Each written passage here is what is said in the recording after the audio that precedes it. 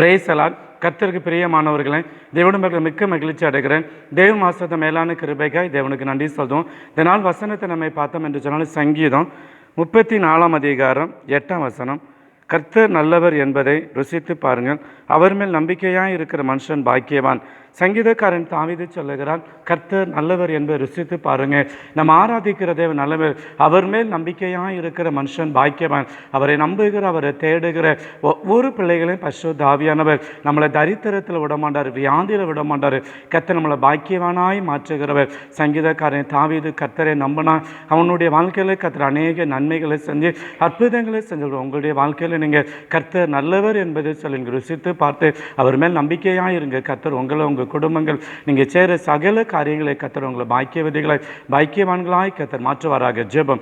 சௌத்தரிக்கிற ஆண்டவரே, சௌத்தரிக்கிற அன்பானே சுவாமி தேவரீர், உம்மை நம்புகிற ஒவ்வொரு பிள்ளைகளும் அவையானவரே பாக்கியவானாய் மாற்றுங்கப்பா. கர்த்தர் நல்லவர், கர்த்தர் நல்லவர் என்று சொல்லி தகப்பனே உம்மை துதிக்கிறோம். உம்மை தேடுகிற ஒவ்வொரு நிமிஷமே என் ஆண்டவர் நல்லவர் என்று சொல்லுகிற ஒவ்வொரு பிள்ளையுடைய குடும்பத்தில் பரலோகத்தின் தேவநாயகர் பரிபூர்ணமான ஒரு அற்புதங்களை, பரிபூர்ணமான ஒரு விடுதலைகளை, ஒரு வெற்றிகளை உங்கள் குடும்பத்தில், உங்கள் வாழ்க்கையில் நீங்கள் காண செய்யுங்கப்பா. தோல்வியே வராதபடி தோல்வியிலிருந்து ஒரு வெற்றிகளை, ஒரு அற்புதங்களை, மாற்றங்களை கர்த்தர் காண செய்யுங்க. பொறுப்படுங்க.